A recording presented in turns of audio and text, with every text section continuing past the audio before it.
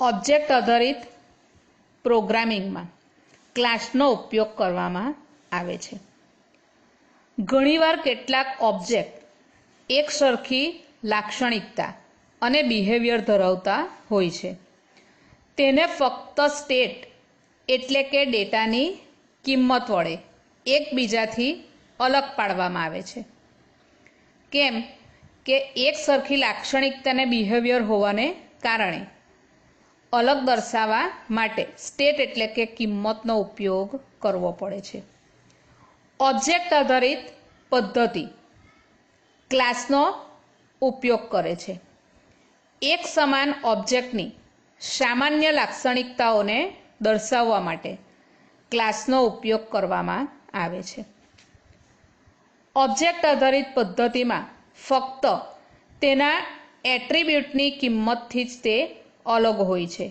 તેવા અમૂર્ત એટલે જોઈ ન શકાય તેવા ઓબ્જેક્ટનો ઘણીવાર ઉપયોગ કરે છે.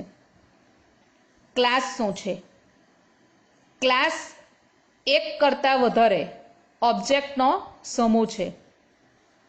ક્લાસ એક કરતાં વધારે ઓબ્જેક્ટની એક બ્લુપ્રિન્ટ એટલે કે નકશો છે. ક્લાસમાં એક સમાન એટ્રીબ્યુટ અને બિહેવિયર ધરાવતા ઘણા બધા ઓબ્જેક્ટનું જૂથ હોય છે. એક જ ક્લાસના જુદા જુદા ઓબ્જેક્ટનો જે હેતુ હોય છે, આ હેતુ કેવો છે? એક સરખો છે, જેને આપણે એક આકૃતિ વડે સમજીએ. અહીં તમે આકૃતિમાં જોઈ શકો છો પર્સન એક ક્લાસ છે, જેમાં નેમ, સિટી, જેન્ડર, બર્થડે અને પ્રોફેશન અલગ અલગ ઓબ્જેક્ટ દર્શાવ્યા છે. આ અલગ અલગ ઓબ્જેક્ટને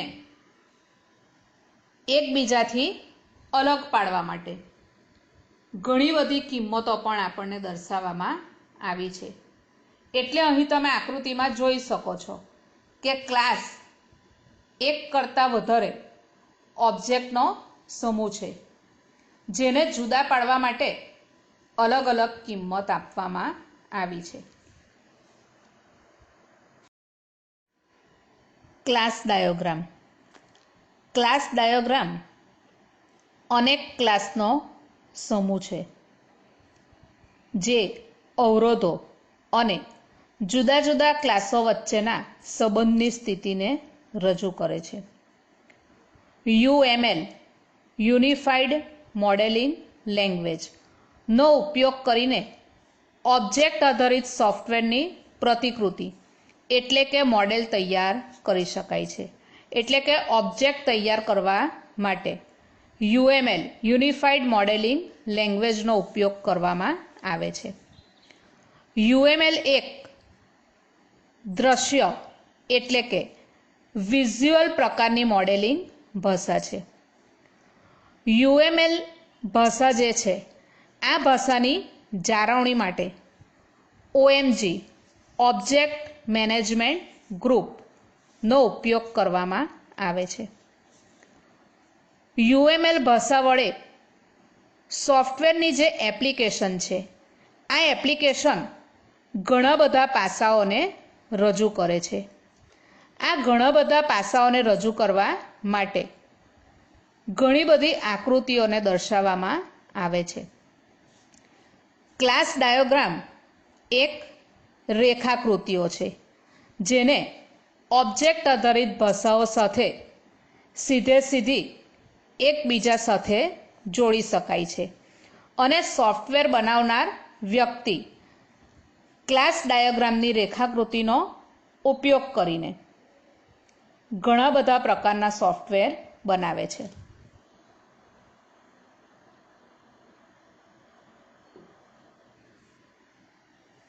ક્લાસ ડાયાગ્રામમાં કોઈ પણ ક્લાસને રજૂ કરવા માટે નેમ, એટ્રીબ્યુટ અને બિહેવિયર આ ત્રણ વિભાગમાં ક્લાસ ડાયાગ્રામને લંબચોરસ આકારમાં રજૂ કરવામાં આવે છે. અહીં આકૃતિમાં તમે જોઈ શકો છો. સૌથી ઉપરના ભાગમાં ક્લાસનું નામ હોય છે. વચ્ચેના ભાગમાં ક્લાસના એટ્રીબ્યુટ અથવા તો પ્રોપર્ટી દર્શાવવામાં આવે છે. સૌથી નીચેના ભાગમાં ક્લાસનું બિહેવિયર અથવા ઓપરેશન અથવા મેથડ દર્શાવેલ હોય છે. અહીં તમે આકૃતિમાં જોઈ શકો છો. દ્રશ્યતા અને તેને અનુરૂપ સંકેત. સોફ્ટવેર તૈયાર કરતી વખતે પ્રોગ્રામર જે પ્રકારનું કાર્ય હશે તે પ્રકારે અલગ અલગ દ્રશ્યતાના સંકેતનો ઉપયોગ કરીને પોતાનો પ્રોગ્રામ તૈયાર કરે છે. અહીં આપણને 4 પ્રકારની દ્રશ્યતા આપવામાં આવેલ છે: અંગત, સુરક્ષિત, જાહેર અને પેકેજ.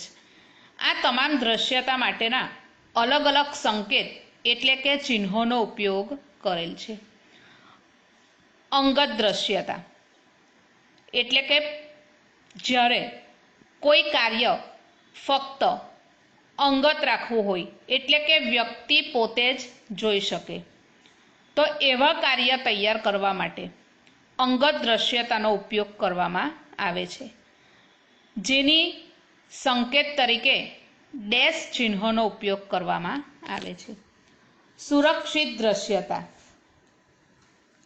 જ્યારે આપણે કોઈ પાસવર્ડ જેવું કોઈ કાર્ય કરીએ છીએ જે કાર્ય કોઈ જોઈ શકે નહીં, ત્યારે સુરક્ષિત દ્રશ્યતાનો ઉપયોગ કરવામાં આવે છે, જેના સંકેત તરીકે હેશસાઇન ચિહ્નોનો ઉપયોગ કરવામાં આવે છે. જાહેર દ્રશ્યતા કોઈ કાર્ય દરેક વ્યક્તિ જોઈ શકે તેવું તૈયાર કરવું હોય ત્યારે જાહેર દ્રશ્યતાનો ઉપયોગ કરવામાં આવે છે, જેના સંકેત તરીકે વત્તા ચિહ્નોનો ઉપયોગ કરવામાં આવે છે. પેકેજ દ્રશ્યતા આ દ્રશ્યતા ફક્ત અમુક વ્યક્તિઓનો ઉપયોગ કરીને જ કોઈ કાર્ય કરવું હોય ત્યારે પેકેજ દ્રશ્યતાનો ઉપયોગ કરવામાં આવે છે.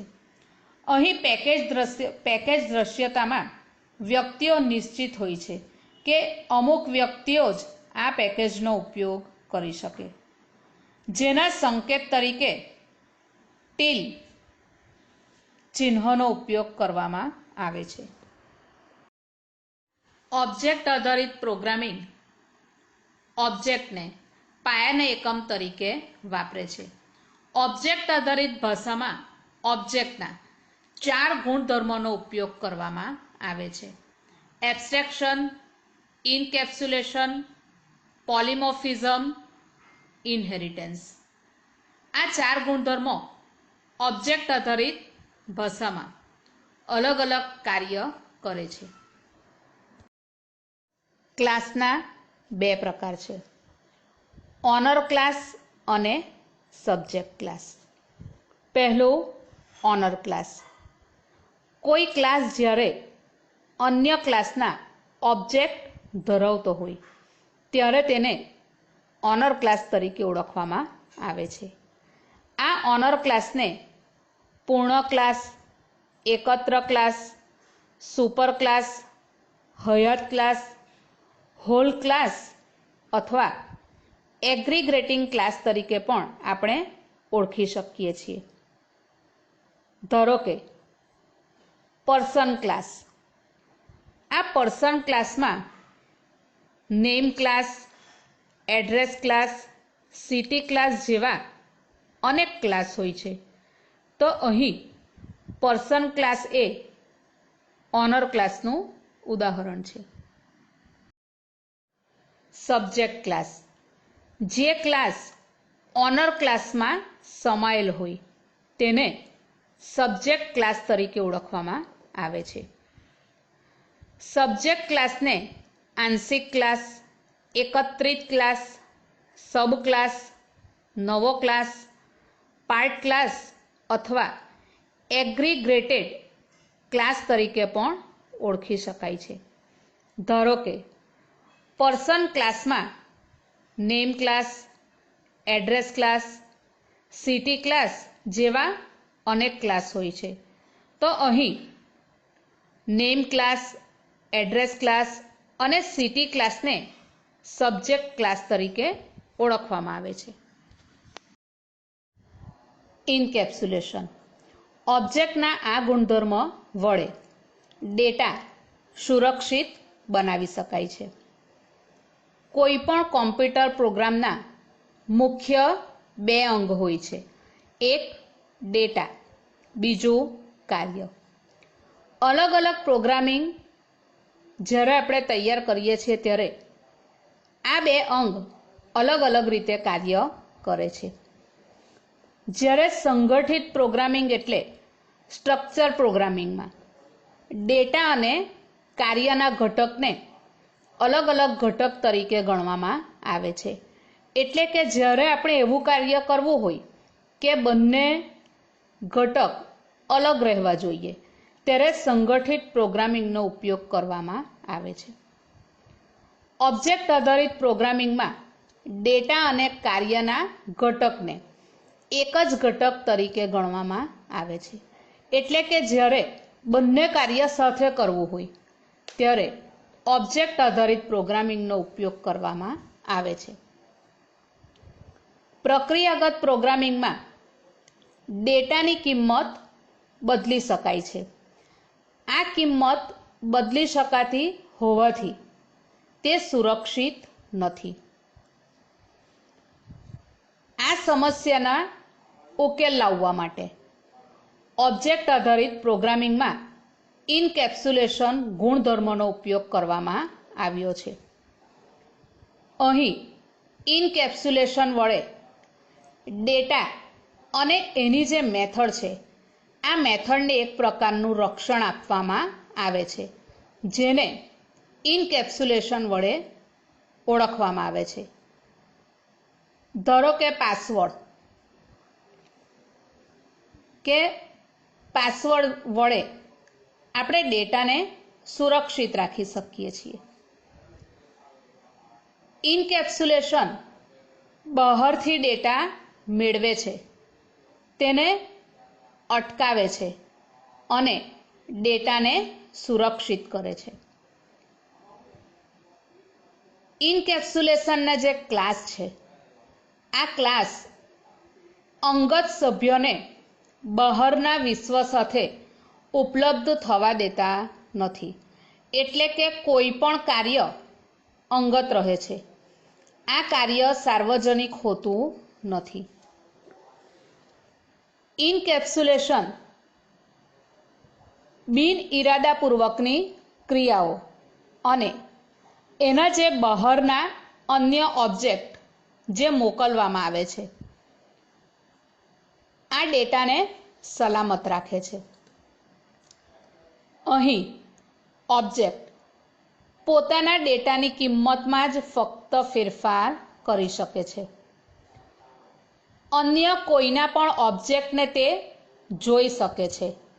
આ ઓબ્જેક્ટમાં જો ફેરફાર કરવો હોય તો તે ઓબ્જેક્ટના માલિકને સંદેશો મોકલીને ડેટા બદલી શકે છે, પણ પોતે ડેટા બદલી શકતો નથી. એટલે કે ઇનકેપ્સ્યુલેશન વડે ઓબ્જેક્ટ ફક્ત પોતાના ડેટાની કિંમતમાં જ ફેરફાર કરી શકે છે અને અન્યના ઓબ્જેક્ટને જોઈ શકે છે.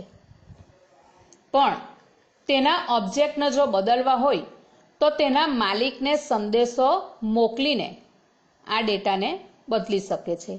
આમ ઇનકેપ્સ્યુલેશન ડેટાને સુરક્ષિત રાખે છે. ઇનકેપ્સ્યુલેશન ગુણધર્મનો ઉપયોગ પાસવર્ડમાં કરવામાં આવે છે કે જે માલિક છે આ માલિક પાસવર્ડ બદલી શકે છે, પણ આ પાસવર્ડ અન્ય વ્યક્તિને ખબર હોતી નથી. એટલે કે અન્ય વ્યક્તિ ફેરફાર કરી શકતું નથી. ઓબ્જેક્ટ પોતાના ડેટાની કિંમતમાં જ ફેરફાર કરી શકે છે અને અન્ય વ્યક્તિ એને બદલી શકતું નથી. આમ ઇનકેપ્સ્યુલેશન ગુણધર્મ ડેટાની સલામતી માટે તૈયાર કરવામાં આવે છે.